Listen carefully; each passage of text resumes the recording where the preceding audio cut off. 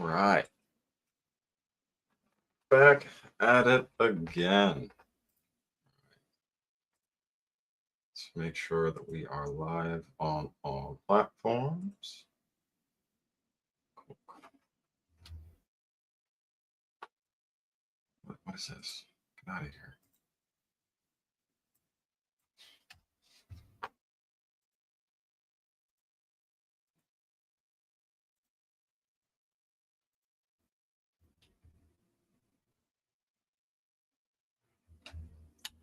We don't want that. Oh my God.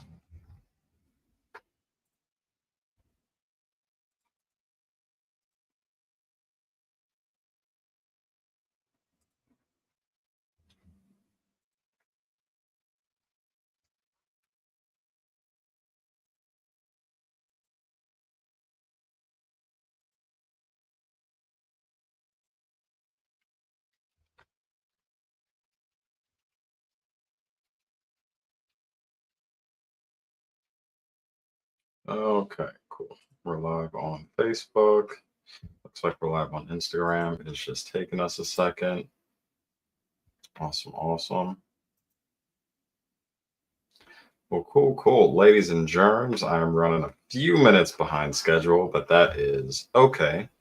We're going to talk about some DSCR tonight. It's going to be a good time, going to be a good little refresher. And then we'll be back next Thursday to talk about more DSCR. We'll be doing this weekly. It's going to be a lot of the same stuff. So if you have questions, bring them. If you know somebody who is interested in these types of loans or any type of non-QM products, non-QM being qualified mortgages, we'll get to that later. This is the place to be. Send them this way. All right. And so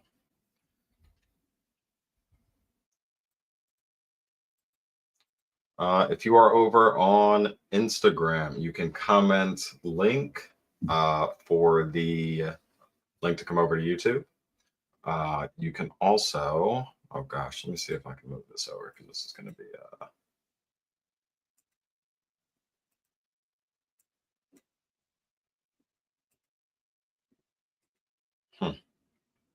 I guess I can't. Oh well.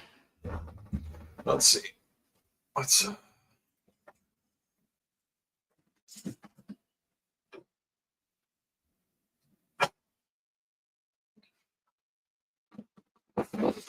there. Move that whiteboard out of the way. Maybe that'll be a little easier to see. Got some feedback from somewhere.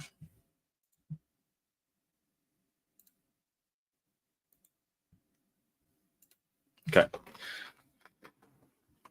A little hard to see, but yeah, if you're on Instagram, you can comment, link to come over to YouTube.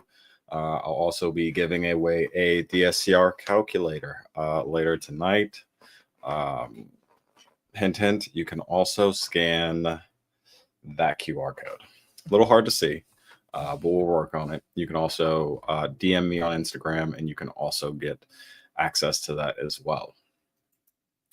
But without further ado, let's talk about some DSCR loans. Now, what the heck does DSCR even stand for? DSCR stands for Debt Service Coverage Ratio. It is a investment product in the non-QM space, non-QM meaning non-qualified mortgages. And so when you're thinking of non-QM versus QM, qualified mortgages are going to be more for your traditional homestead buyer. So more of those conventional loans, FHA, VA, that sort of thing. The big issue with those is, you can still buy investments. You can use an FHA, you can use the FHA 203. You can do some house hacking with those loans. The biggest issue for a lot of investors is that investors, self-employed business owners, they write a lot of things off in their taxes, so it makes it look like they have very little income. And so that's where non-QM offers more flexibility, allowing them alternate methods to qualify for loan products. So like we're talking about tonight, it's going to be DSCR. that is going to be one of the investment non-QM products. That's debt service coverage ratio. So that being said, oh, look at that, a little banner.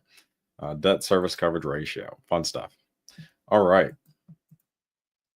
So I am for those of you who might not know me, I'm a mortgage broker with 717 Mortgage Group. I'm also the host of the Zero to Growth podcast. If you got a story that you're looking to share, I would love to have you on. You can book a time on my Calendly. I will potentially have the link in the description. I'm not sure how long I'll actually keep this up, but we'll see. But cool. So getting into DSCR loans, these are business purpose loans. They're going to be based on the property's cash flow, not your personal income. So that's where the alternate method of qualifying comes in. So great for investment purposes. If you have decent credit, you can source the down payment and the property cash flows. You're typically in pretty good shape to get a DSCR loan. Now, some lenders do allow transactional funds to be used. Transactional funds being short-term lending, maybe double close lending, or EMD. In this case, those transactional funds would be short-term, covering your down payments, sometimes reserves. Just depends on the lender that we're going to work with, whichever one's best suited for your needs. And we have over 40 different lenders at our shop, so there's a wide variety. A lot of the programs, the basics are the same, but some of them have little nuances that make some lenders better than others. So it's all about finding the right product that fits your scenario. So when you're looking at DSCR loans, the formula is going to be your property income divided by your PITI, which is your debt, your principal, interest, taxes, and insurance. And that's going to give you your DSCR ratio. All right. And so if you scan this little QR code, or you comment, if you're on Instagram, you can comment calculator, and you will get access to a DSCR calculator that we put together. And you can use that to help you do some of your underwriting when it comes to looking at potential deals. So with that being said, property income divided by debt payments, that's your PITI plus any associated HOA fees. You're going to want to make sure you include those HOA fees.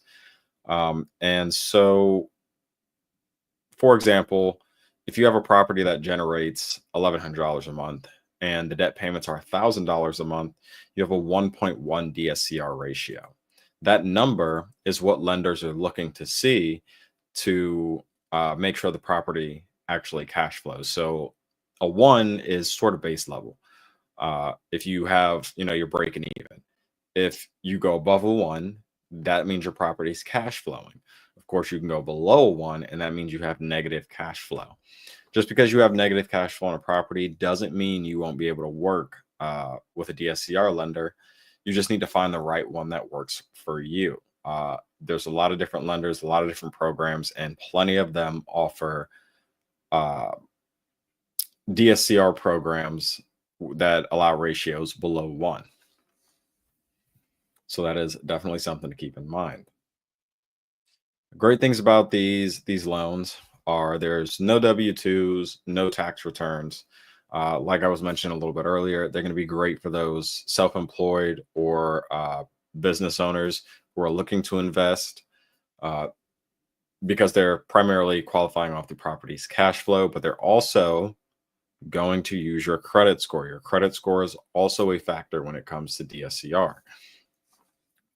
Most lenders go down to about a 620. I used to have a lender that went lower, but they discontinued that program, unfortunately. But most lenders bottom out around 620. Of course, the better your credit score, the better the potential interest rate you can actually get, because your credit score helps determine your risk to the lender, or your potential risk as a borrower, I should say. So there's no W-2s, no tax returns required.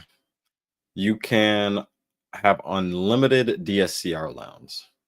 The caveat with this is some lenders do put a restriction on how many loans you can have with that specific lender. So there's no cap on how many DSCR loans you can have, unlike conventional, where the cap is about 10 loans overall. When it comes to DSCR, you can have this one lender can allow you to have 5 loans, a max of 5 loans. This other lender can allow you to have a max of 10 loans, but there is no hard limit to say, hey, you have 50 DSCR loans, we're cutting you off. Doesn't exist. And so if you're buying these properties correctly, you can really scale pretty quickly. You can use these on a wide range of properties. So we're talking about from single family all the way up to multifamily, even some mixed use. So we're looking at 1 to 4 units. That's probably the most common DSCR program, whatever you want to call it. And then there's 5 to 8 or 5 to 9. And then, of course, there's mixed use. Now, there are also programs where lenders are going. Some lenders don't have limits on the amount of units that they will finance. Some lenders obviously do, but you just have to look for a lender that actually fits your scenario. Typically, if I hear somebody say that if this can't be done, then they just haven't found the right lender that can actually get it done.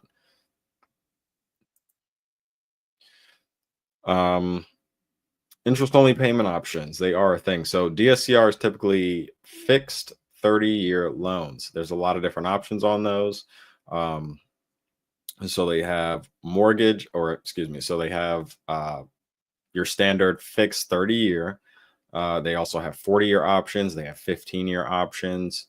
That's your fixed. They have ARMs, which are adjustable rate mortgages. And they're going to look something like this numbers shown on screen. That first number, that 5, being your initial period where your rate stays stable. And the second one being the period where your rate adjusts. So let's say in this case, it stays stable for the first, should keep that up. Stay stable for the first, let's say, 5 years, just for example's sake, or 5 months. And then after that, it will adjust every 6.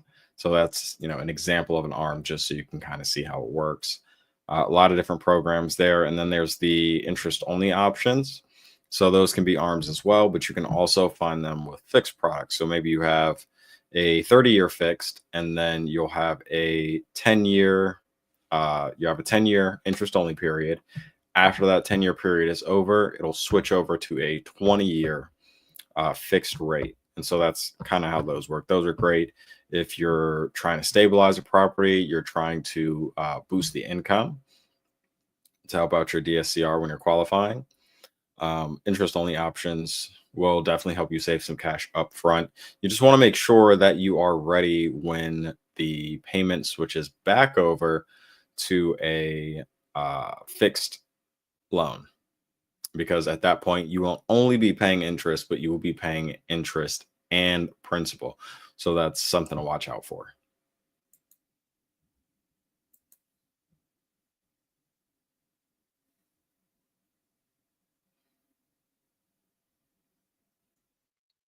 Okay, covered that. All right. So some common myths about DSCR. Actually, I feel like I missed something. Oh, yeah, let me back up for a second. Going back to the properties that these can qualify on: single family, multifamily, all that good stuff. Long-term rentals, but when it comes to short-term rentals, you want to be aware that most lenders do impose a 5% LTV restriction on those. And so there's a couple different cases where a 5% restriction can be imposed. It's usually because of risk factors. So for short-term rentals, that 5%, they are more volatile because of their off seasons, on top of the added maintenance cost. So they're just a bit riskier for lenders. First-time home buyers, first-time investors, excuse me, some lenders do restrict your LTV by 5%, being a first timer, but you can also partner with someone, leverage their experience, and you can get around that with them applying on the loan with you. Declining markets, that's a pretty easy one. That will also usually give you a 5% LTV reduction. It could potentially go up to 10, depending on the lender. So those are just things you want to be cognizant of. But we'll talk about that. Talk about short-term rentals a little more later.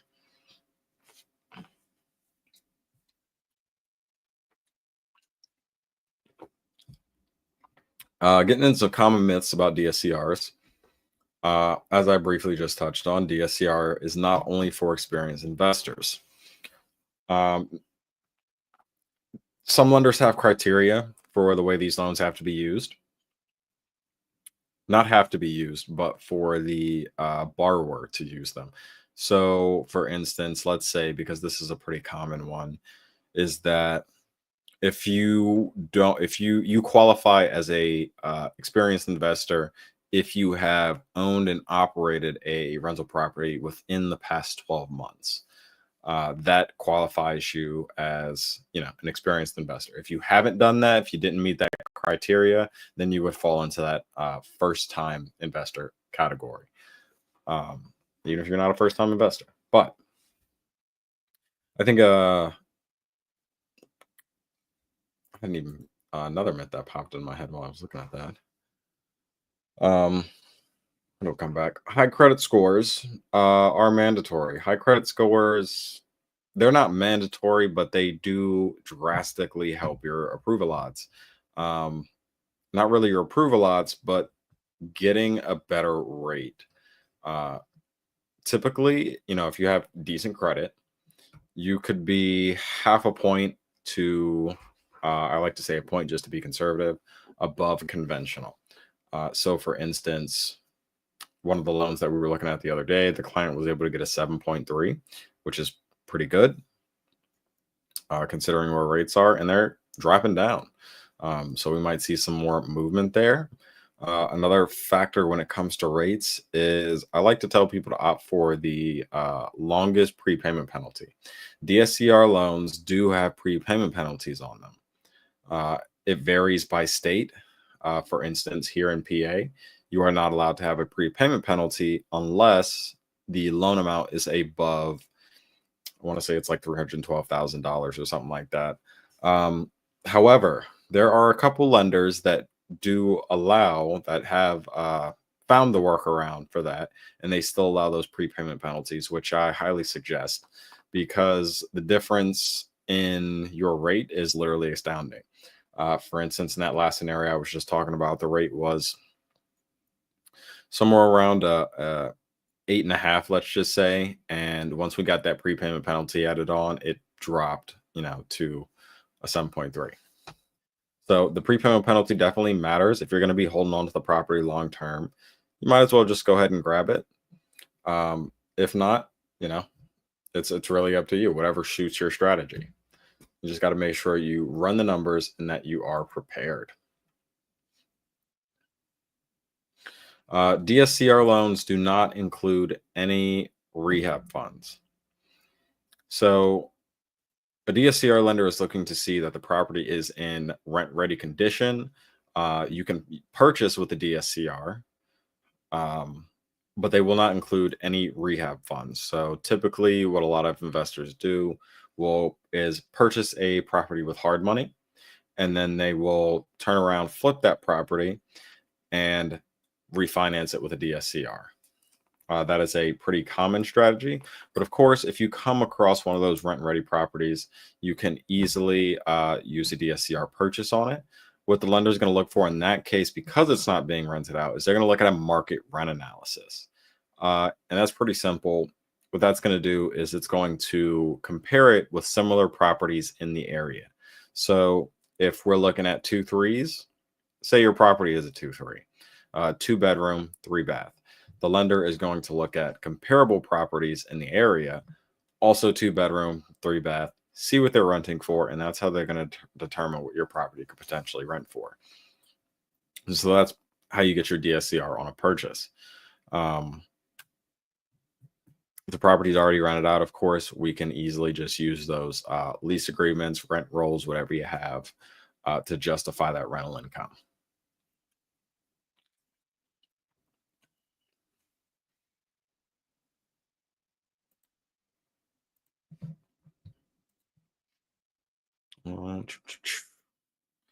Okay, renovation cost. All right. So some of the ways we can get a higher debt service coverage ratio is looking at those interest only options. That's one way to reduce your upfront payments up to reduce your payments up front while you're attempting to stabilize the property. You can also look into doing some operational upgrades. Um, Maybe getting something like solar panels to reduce your electric expenses. Um, Maybe checking out, cheaper property management if that's been a headache for you. Doing some renovation, groundskeeping around the property, you could attract a higher paying tenant. And of course, if you have a higher paying tenant, that's more money going toward that DSCR and your war chest.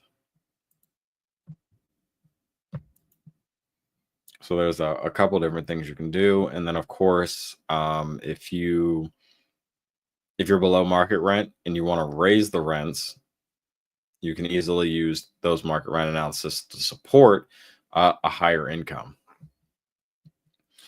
When it comes to documentation, you're going to need those lease agreements. You're going to need rent rolls if you have them. A Form 1007 is going to be used for single family, and a Form 1025 is going to be used for multifamily. Those aren't as complicated as they sound. They're really just market rent analysis. The 1007 is, the basic single family comparable rent schedule. And then, of course, the 1025 has that schedule in it, the same thing that's in the single family one. And then it just adds a couple more things on because it's a multifamily and there's a few more qualifications. So, that being said, when you're qualifying for one of these loans, one of the biggest things that I run into is people not meeting the reserve requirement. Um, this is going to vary widely between lenders. We have lenders with no reserve requirement. We have lenders that go all the way up to 12 months of reserves, depending on your loan amount. So it really just depends on your scenario. Some lenders allow you to use gift funds to qualify for your reserves. Some lenders allow you to use transactional funding. That's going to fall in the kind of the same category as gift funds. But you just have to check with the lender. Make sure you let your broker know upfront, broker or loan officer upfront, so they can make sure they get you to the right lender that's going to be able to solve your issue. And you're not going to have headaches when you're trying to, when you get to the closing table and they're like, hey, where's this money coming from? Which kind of brings me around to another thing, and that's seasoning times. There's a couple different variations of seasoning times, but generally it is the time that you are going to wait before an action can be taken. So while we're talking about reserves, typically your reserves have to be sourced and seasoned for 30 to 60 days. So that means they need to be in your account and they need to have been in your account for that amount of time. Another form of seasoning is when it comes to properties, if you recently bought it. If you recently bought the property, your name goes on title, you're going to have to wait 6 months, let's say, seasoning, depending on the lender, before you can actually refinance or put another loan on the property, whatever, what have you. Those are seasoning times. Another thing to note, if you are doing flips and you fix up a property, you put it on the MLS, for whatever reason, it's not selling, and you decide, well, I'll just keep this as a rental, we'll just see how it does, right? You might have to wait 6 months with a lot of different lenders if you pull that property off market and try to put a DSCR on it. So that's something you're going to need to factor in because you need to gonna have to account for those holding costs during that time. Why they do that? Honestly, couldn't tell you.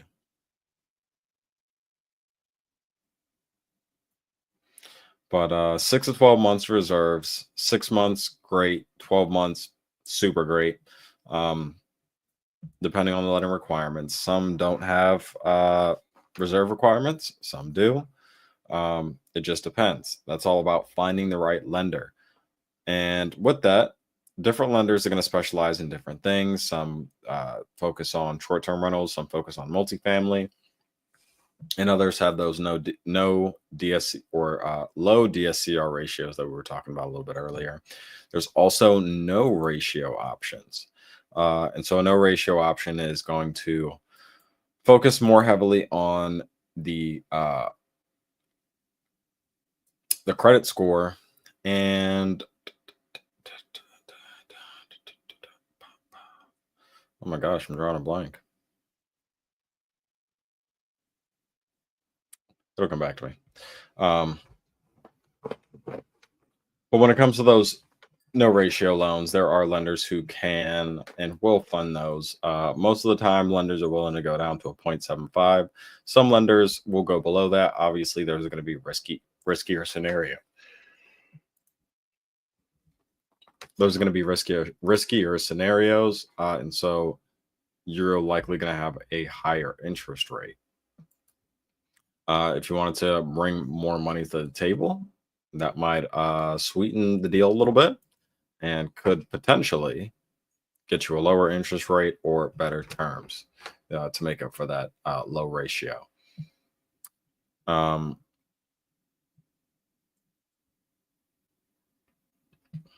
Yeah, that's what I got on that.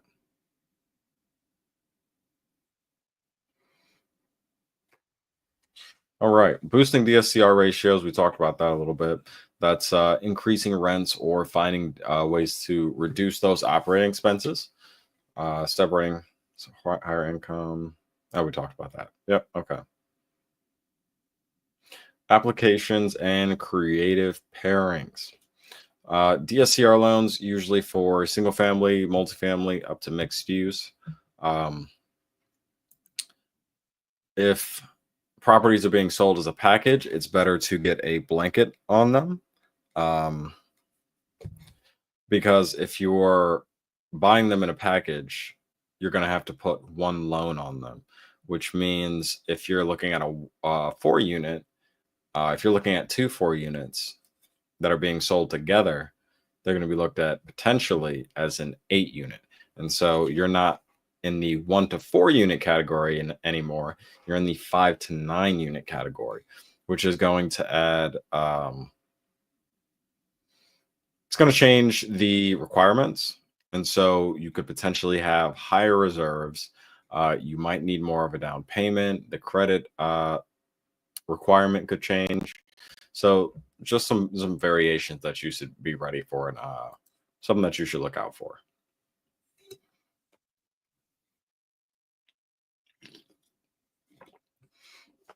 Of course, you can get blanket loans. A lot of lenders offer blanket loan programs. These are going to be loans that cover multiple properties. Fairly simple. The good thing there is you can increase your borrowing power by having all these properties under one umbrella. You can also skip some of those closing costs and whatnot by financing multiple properties. So it can be a good strategy. You just have to be careful because you can utilize a strategy with cross collateralization, where you can use some equity in one property to fund down payments for another property. But if you default, all of your properties could potentially be at risk. So that is something to look out for, something to keep in mind. When it comes to short-term rentals, most lenders will look at AirDNA. Even if the property is rented out, they use AirDNA to look at the market score and the occupancy rate, and they'll weigh on those pretty heavily. Some lenders will use your rents if you have them. but not all of them. A lot of them do rely heavily on that. A lot of them do rely heavily on AirDNA, checking out that occupancy rate and whatnot. So that's definitely something you want to look out for. If possible, just underwrite it as a long-term rental. That way you can navigate that 5% LTV restriction. And if you decide to pivot your strategy later, that is up to you.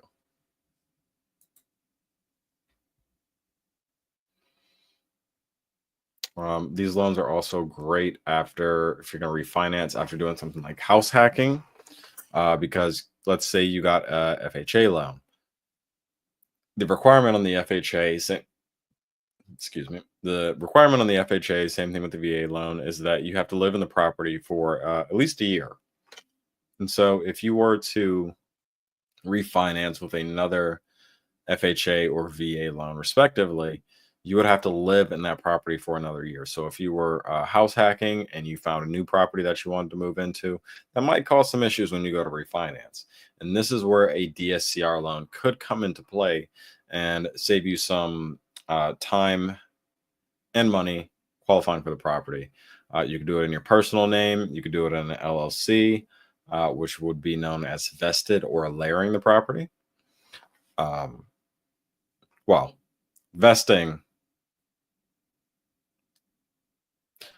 you can close in an LLC, you can close in your personal name. When it comes to vesting or layered entities, that just means that one entity owns another entity. So if you have ABC entity here and you have another entity that's like BCD Holdings, this one owns this one. And so when you have a vested entity, that can change the amount of lenders that you're actually going to have available, because some of them don't work with vested or layered entities like that, and some of them do. So again, that's just something that you want to make sure that you're very clear on when you're going to apply. Hard money loans, great for fix and flip scenarios. Flip the property, because DSCR does not include any rehab funds. Flip the property, refinance with a DSCR, and you're golden. Alongside that, some of people might be using the BRRRR method, buy, rehab, rent, refinance, repeat. Great place to do that because you got that hard money. You can flip the property. Use gap funding to cover any gaps in funding, so you don't have to come out of pocket, or get a transitional lender to help you out. Look at the private lending side, tons of options. 1031 exchange, you can use your proceeds to cover a down payment. Now, of course, with the 1031, I forget how many days it is that you have to secure that next property, but I know you have to have all the money spent. So it's something that you really want to move on. You want to do it quickly. Section 8, assisted living, qualify as long-term rentals under the DSCR guidelines. However, what I am coming to find out is they are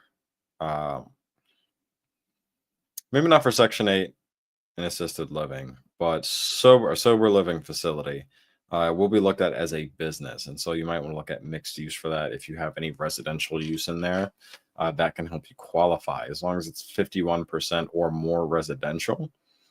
If you are buying a sober living and then you're going to convert it into a rental, a standard rental, that is fine.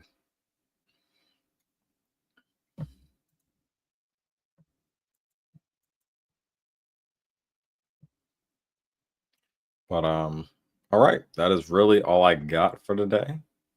I don't see anybody in here, so it doesn't look like we're gonna have any questions.